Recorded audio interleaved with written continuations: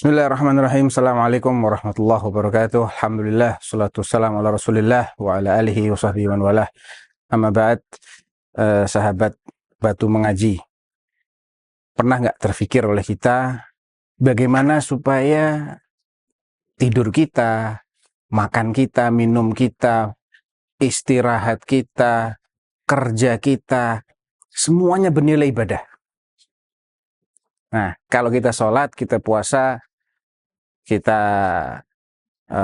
zakat, kita haji, kita umroh, memang rata-rata kita akan meniatkannya secara otomatis agar bernilai ibadah. Tapi bagaimana supaya aktivitas keseharian kita ini juga bisa bernilai ibadah? Dan kalau kita bisa, dan kita tahu caranya, maka ini luar biasa sekali. Karena kita akan bisa tidak berhenti dari beribadah. Dan ini bukan mustahil ya. Ayyuhal ikhwah. Suatu ketika Nabi SAW mengirim dua orang sahabatnya. Yang pertama namanya adalah sahabat Mu'adz bin Jabal radhiyallahu anhu, dan yang kedua sahabat Abu Musa al-Asy'ari radhiyallahu anhu. Sahabat Abu Musa ini nama aslinya adalah Abdullah bin Qais.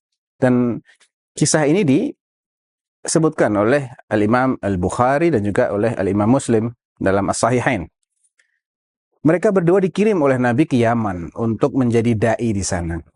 Suatu ketika bertemu dua orang sahabat ini dan terjadi diskusi hangat di antara mereka. Mereka saling bertanya tentang bagaimana kiat masing-masing dalam membaca Al-Quran. Karena kita tahu bahwasanya membaca Al-Quran adalah salah satu dari ibadah yang sangat banyak pahalanya. Satu huruf dibalas dengan 10 kebaikan. Pertama, sahabat Mu'adz bertanya kepada Abu Musa, "Ya Abdullah bin Qais, kaifa taqra'ul Qur'an?" Hai Abdullah bin Qais, bagaimana sih kiatmu dalam membaca Al-Quran? Maka dijawab oleh Abu Musa, "Qa'idan wa qa'iman wa ala rahilati wa atafawwaquhu tafawwuqan." Artinya, aku kadang baca sambil berdiri, sambil duduk, sambil berkendara. Alhasil di sela-sela waktu luang aku baca Al-Quran. Masya Allah kan, bagus sekali ya. Bisa memanfaatkan setiap waktu luang, setiap kondisi untuk qiraatul Quran, baik di dalam sholat maupun di luar sholat. Kemudian Abu Musa balik bertanya kepada Mu'adz radhiyallahu anhu, "Wa kaifa taqra'u anta ya Mu'adz?" Lah, kamu sendiri bagaimana baca Qur'annya? Dijawab oleh sahabat Mu'adz radhiyallahu anhu, "Amma ana fa anamu awwalal lail." Kalau saya biasa tidur di awal malam. Kok aneh? Ditanya bagaimana baca Quran, dijawab saya biasa tidur di awal malam. Tapi tunggu dulu, pemirsa ya, belum selesai. Thumma aqumu wa qad qadaitu hadzi minan naum. Setelah aku tidur dan memberikan jatah tidur ini kepada badanku, sudah kurasa cukup tidurnya. Dan tentunya para pemirsa, sahabat itu nggak seperti kita kalau tidur. Allah telah menceritakan bagaimana kebiasaan tidurnya para sahabat. Qala Allah Ta'ala, kanu qalilan minal laili ma yahja'un wa bil asharihum yastaghfirun. Mereka itu sangat sedikit tidurnya di malam hari dan beristighfar di waktu menjelang subuh. Di ayat yang lain, tatajafa junubuhum anil madhaji'. Lambung mereka, pinggang mereka jauh dari tempat tidur. Ya tidur tapi nggak banyak, nggak panjang. Jadi alhasil sahabat Mu'adz ini sengaja di awal malam selepas sholat isya, nggak lama beliau langsung tidur dulu. Setelah sudah dirasa fresh, seger, barulah beliau bangun sholat malam. Thumma aqra'u ma kataballahu li. Kemudian aku baca Al-Quran ketika sholat itu sebanyak yang Allah takdirkan untukku. Terus istimewanya di mana? Istimewanya adalah di akhir penjelasannya sahabat Mu'adz. Faqala radhiyallahu anhu, fa ahtasibu naumati kama ahtasibu qaumati. Maka aku mengharap pahala kepada Allah dalam tidurku tadi, sebagaimana aku mengharap pahala kepada Allah saat aku qiyamul lail. Subhanallah. Jadi kuncinya, ayuhal ikhwah, para pemirsa, adalah Hadirkan niat yang baik pada setiap aktivitas kita.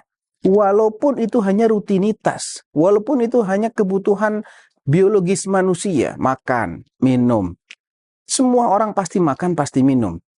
Bagaimana agar makan dan minum kita ini dianggap menjadi ibadah? Cukup hadirkan niat. Bagaimana cara menghadirkan niat? Kita renungi perintah-perintah Allah. Fakulu washrabu. Makanlah dan minumlah. Ini perintah dari Allah. Coba niatkan, saya makan, saya minum dalam rangka menjalankan perintah Allah. Kan Allah nyuruh saya, wala tusrifu. Tapi jangan berlebih-lebihan. Saya ingin amalkan ayat ini. Saya ingin amalkan hadis Nabi SAW. Kulu washrabu. Makan dan minumlah. Yang penting tidak sampai berlebihan. Kemudian Nabi juga mengatakan, wa inna li badanika alaika haqqa. Dan pada badanmu itu punya hak terhadap dirimu. Badanmu juga harus kau perhatikan. Cara memperhatikan adalah berikan dia nutrisi yang baik. Berikan dia istirahat yang cukup. Itu hak badan kita. Nah, kita tidur juga dalam rangka mengamalkan perintah ini. Memberikan hak badan kita. Maka tidur kita, makan kita, minum kita, semuanya akan bernilai ibadah. Anda bekerja menghabiskan waktu, rutinitas 8 jam, mungkin lebih dari itu, setiap hari. Niatkan, saya bekerja dalam rangka mencari penghasilan yang halal, mencari ma'isyah. Supaya saya tidak harus minta-minta kepada orang lain. Supaya saya bisa menanggung nafkah orang-orang yang wajib saya nafkahi. Ini semua ajar, ini semua pahala. Nabi bersabda kepada sahabat Sa'ad bin Abi Waqqas,